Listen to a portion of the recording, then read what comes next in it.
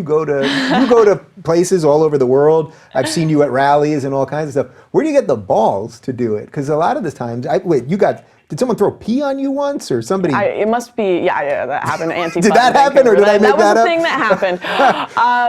It must, sometimes I think it might be stupidity. Like, you're so stupid, Lauren, why are you doing this? But really, like, where does that come from in you? I think it's just something that I remember the first time I went and I did something like that was at the Slut Walk in Vancouver, which was like it was my second like viral video I ever did. And I was sitting there and I was so nervous. I was shaking. Like, you can see me visibly shaking in the video when I went up and I held that sign, "There's no rape culture in the West." I was so nervous, but it's one of those things where you just do it. Just do it. Once you've done it, you will get the confidence. And obviously it's gotten easier and easier every time. And now I kind of get excited in those moments. Like, I thrive off of the adrenaline. Running in the crowd with Antifa and flashbangs are going off and pepper spray everywhere. You're getting the story, you're getting this out to people. It's just a really, really cool experience to me now. Of course, there's the natural fear that I should have, but I mean, I've never felt at any point, except maybe in Milwaukee, that I could die if I didn't leave the situation. Milwaukee was the only time I felt like we had to leave or we might die. How absolutely insane was that? Because I also had Tim Pool on. Do you know Tim? Yeah. He's in Sweden right now, actually. I was just hanging out with him. Right, so he's another guy with balls that goes to these places. He tweeted, and the reason I had him on the show, we did it last minute. I didn't even know who he was, but I saw a tweet by this guy who said that I'm an independent journalist and I do all this stuff, and I checked him out and he looked legit. And his tweet was that I've been to Tahrir Square, I've been to Venezuela, I've been to all these war zones. Milwaukee is the most I've ever felt threatened. I went there towards the tail end of the protests, like they were still going on when I got there. I haven't told this story on camera yet, but it was one of the, I went there with a couple of my, I didn't really know them that well, but a couple of my Croat friends who literally just threw a backpack of Glocks in the back and they're like, "To the jungle we go." And they started driving this Humvee, they're carrying, I've got them with me, and we get there and like there's literally people putting on like bulletproof vests and stuff when we show up, like there's bullet shells on the ground, it's crazy. And the cops come up to us and they're like, because they could usually tell when you're carrying, right? And they're like, "Are you guys carrying?" And the two guys I was with were like nervously like, "Yeah, we're carrying." And the cop literally looked at us and said, "Good. Good." Like, imagine a cop like being incredible. Like, "Good, you are carrying a weapon." Like, you're white, you should be carrying a weapon here. Yeah. Good. Like, you are in an area where you could get shot and killed for being here. That was an insane experience. And anyone who's a gun owner is probably sitting there like, "What?" Like, right. Right, they probably want to move to Milwaukee. Yeah, it would be nice to hear that from a cop, I guess. Yeah, but that's what, I don't know what happened to the video with that, but we still have it somewhere, I'm sure. But they were coming up to us, and of course, guys in masks and everything, "Get out of here or you're going to get hurt. Get out of here or you're going to get hurt," right? And this was towards when things weren't even that crazy. What were the cops doing, though? What were they, did they have stand-down orders? I mean, what was happening that was allowing for this insanity? I mean, they've got such a tight leash. There was one guy who was causing trouble that just got arrested. He didn't get beat up. He didn't get shot. Nothing. He was just getting arrested. And the community that were around him were screaming at the top of their lungs, like, "These effers hate us. They're racist. This, that, and the other." And it's just like everything was it was all so on edge. Like, it was about to blow up any second, right? So the cops were like standing off. And if any of those cops did anything, if they got into an altercation trying to like stop these guys from smashing stuff, it could be national news with a bounty on their head from Black Lives Matter. Yeah. So it's a very scary situation for these people. And it's such a sad situation because being in that community and talking to the people there, they were very indoctrinated by the media. Like, it's hard for me to go there and say they are consciously making these stupid decisions, right? A lot of these people like truly believe that they are living in this white supremacist society trying to bring them down. And of course there were people within that community that I spoke to as well that understood the indoctrination of the community and were like, "Yeah, I'm living in a community of people that have been totally indoctrinated to vote Democrat and have been totally indoctrinated to believe this is a race war that we're living in right now." Right. We should pause there for a second because in most of these cities, the mayors are Democrat. Democrat. Yeah. Milwaukee, Chicago. Yeah. One of the other ones. One of the gentlemen I spoke to there was like, He said exactly that. He's like, we've had Democrats year over year over year, and none of these people notice that nothing gets better.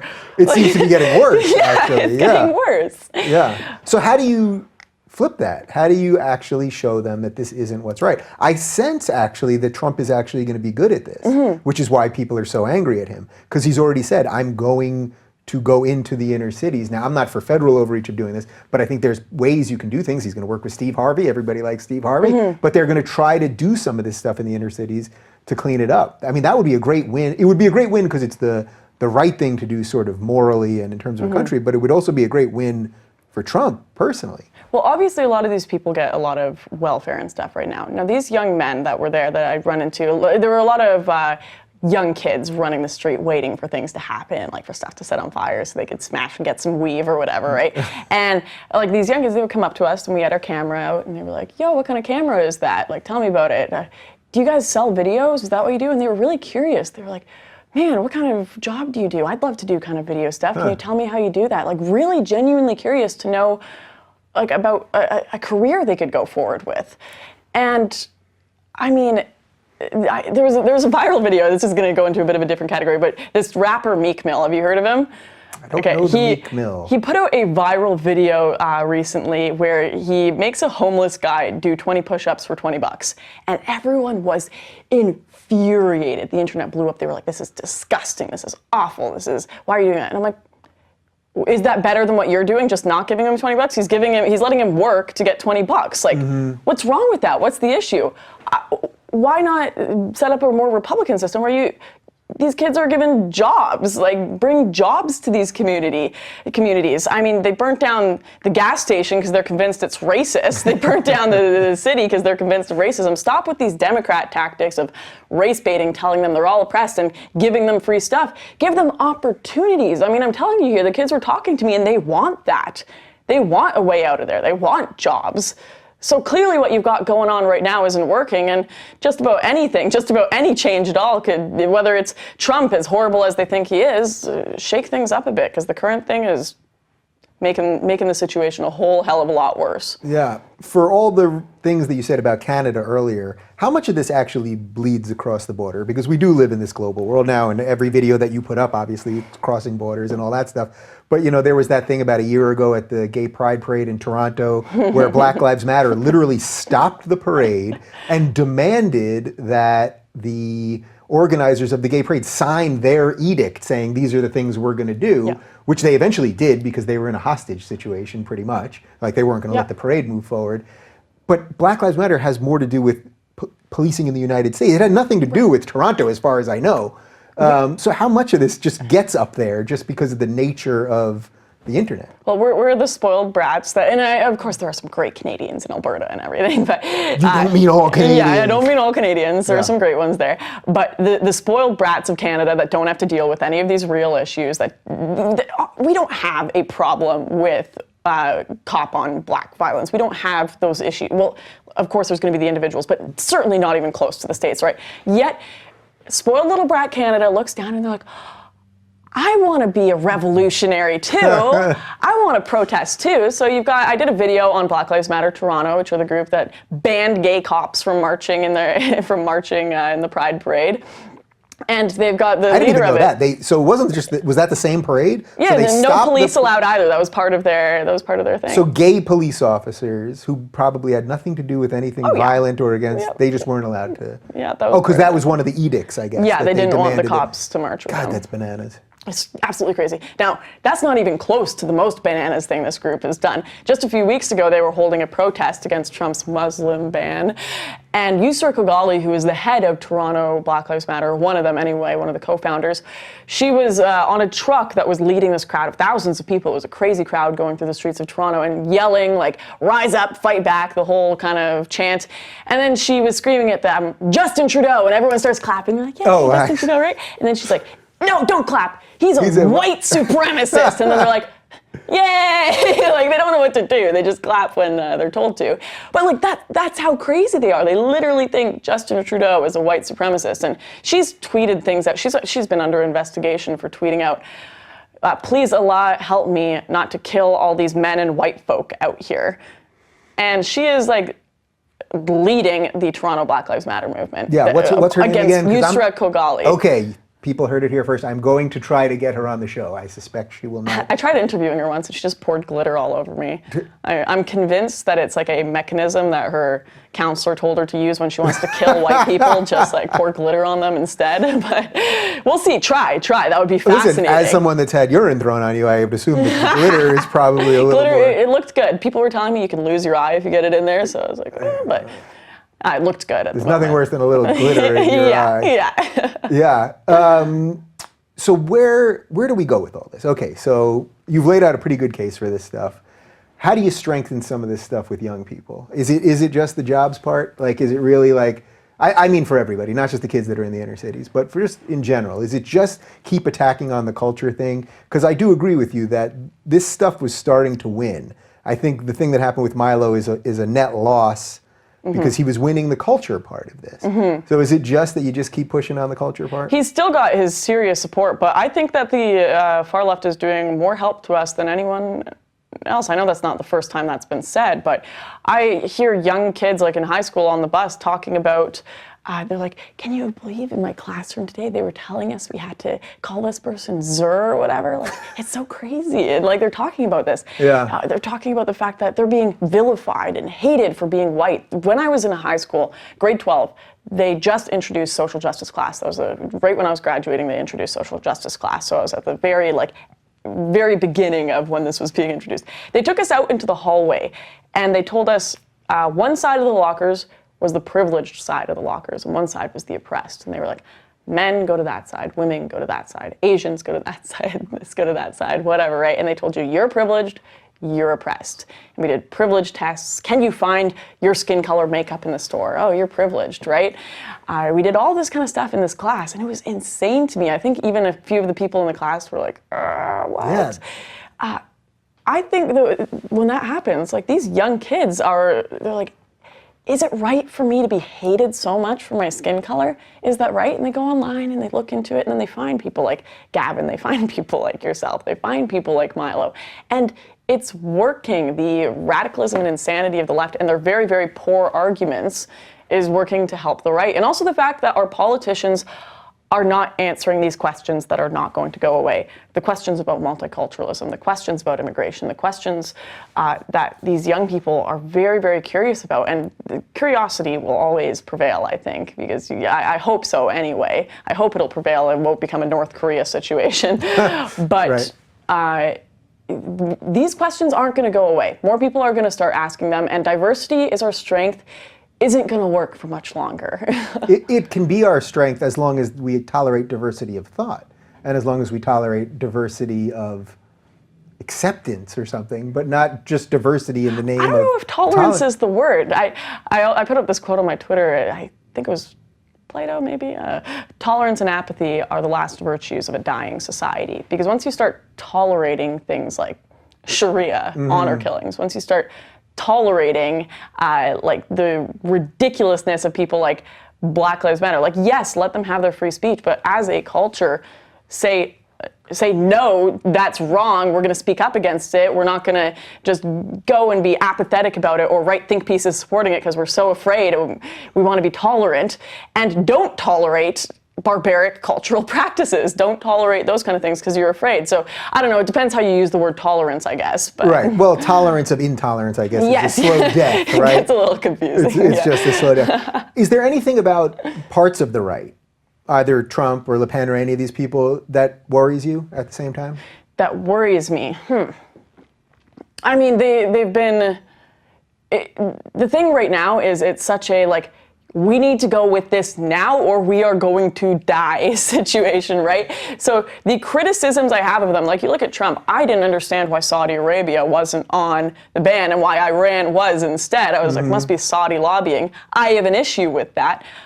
But at the same time, he's still better than Hillary, right? So I think we should definitely be criticizing Trump. We should definitely be criticizing our disagreements, but not in the situation in Europe right now with Geert Wilders and Marine Le Pen yet. Wait until you've kind of helped the country and then keep your politician in line. Make sure they serve the people. Make sure they are appointed to make sure they do their job, are the servant of the people and not the other way around. Yeah. Right? So I understand why people were so extreme in support of Trump and not criticizing him, especially during his election, because it was a do or die situation. But now I think the people that are very pro-Trump should start criticizing him, making sure he keeps his promises, making sure he doesn't become a problem for the people. As for the people in Europe right now, I'd say save your criticism. I know that sounds bad, but it's a do or die situation in my opinion. Yeah. Do you think the days of the old school politician are pretty much over? I mean, I heard just this morning that now Oprah is considering running in 2020 so we could have Oprah versus Trump because Hillary versus Trump wasn't enough for us. Just that, all of these people, they seem to be larger than life now. Mm-hmm. Just a guy who really understood government, who really, maybe worked in the private sector and was a decent home person and good family. Why would you ever want to get into politics, number one? But number two, you just never have a chance because the machine now wants something that's so much bigger. Well, I think what you're going to see now, absolutely, I agree, the old politician is going to be gone because you're seeing people shocked that Trump is following through with his policies that he presented. Like, he's actually building the wall? What? Politicians don't do that. They don't keep their promises. What is this, right? And I think the left are going to be like, we want a politician like that too. We want someone that's going to keep their promises. And the right in other countries are going to be like, wow, that's really cool. He's doing what he said he was going to do. We want that. And they're starting to see the model for how that works. They're starting to be able to call out the kind of polished establishment. They can tell who is who. They can tell who is being honest with them. And hopefully that does kind of kill the old style politician because it was getting pretty effing sad. Yeah. So is this just not a time for a libertarian? So for someone like you that I think has more libertarian leanings, the things that you're talking about, if you're talking about really the border stuff and all that, it's not really libertarian. Like you need a strong government to do a lot of that stuff. So does that separate your ideals from just the immediacy of now? Right. Freedom is not free. It has to be defended. And my ideal society is one without a government. That would be so cool. Is that going to happen in real life? No, it's utopian. I'm not going to live in a world where I'm going to be with book club Puritans. Piss me off so much. They just yell at you. You're a statist. You're a statist. You're a statist. Well, how are you helping the real world, dude? Like, what kind of policies are you implementing? Sorry, Gary Johnson is not going to win the election. That's a fact, right? Right. And you can't just disassemble everything. I'm a classical liberal, but I have a lot of libertarian leanings. But you can't just magically make all these things go away and expect the wheels to not come off and have a massive implosion. Yeah, and that's the thing. Like, if you get rid of your government, well, someone's going to come in and say, hey, I want this country. Or enough immigrants are going to come in and say, hey, let's make our own government. Let's, the freedoms have to be defended. And if you get enough people in your country that start immigrating there because you have open borders or whatever that hate freedom, well, they're going to elect a very authoritarian government. So yeah, you need borders to defend you need a very, very strong culture of freedom, first of all. And you need to defend that culture and make sure people assimilate to that culture when they come into the country. Because as soon as the freedom lovers are overrun by the people who want far more authoritarian governments, they're going to elect them. You can't have a very, very extremist, libertarian, purist society and democracy at the same time. You can't have open borders and democracy at the same time. You'll see corporations importing voters to vote for the politician that supports them. It would be insanity. Yeah. And democracy is not going away anytime soon in the West. So sorry, purists. It's just, you got to work within the system you've got. And there are people like Maxime Bernier in Canada they call him a libertarian in the mainstream media. He's got extremely libertarian policies, but he understands that the borders need to be protected because we live in a democracy. Yeah. So there are logical ways to reduce the state overreach, but stay in the realm of reality or we're going to have a bad time. A reality libertarian, I guess, is sure, what we're that works. About. It's not that catchy. And I think that nationalism is one of the best ways to oppose big government because it's saying bring things back. Bring things back. And the more people get nationalists, the more and more nationalists they get. They're like, because family is such a small unit, but it's the first nationalist unit. I'm going to feed my kids before I feed someone else's kids. Otherwise, my kids will die, and so will my family line with it. The same goes for your city, your province, your country. If you don't help them first, then, and you start giving all your money away, well, your country dies and so does its future. So you need to support the nationalist units. So take away from, back up from the UN, back up from the EU, focus on your nation, and then back up from the state, focus on your province, focus on, get it closer and closer to the individual. You gonna run for politics one day? Run for office? I did when I was 19 for the Libertarian Party, of course. Really? I didn't get very many votes because I was running for the Libertarians, but I don't know, it's such a toxic environment, the people in it. I mean, you know, you're in the area, but it's so toxic. Maybe one day, I'm very young, so I've got the whole world ahead of me. There you go. Well, I'm glad that we finally did this. I think it was long overdue, and I didn't look down once, which I always say is the mark of a good interview. So thanks for coming in, and you guys can follow Lauren right on the Twitter. It's Lauren_Southern. Thanks.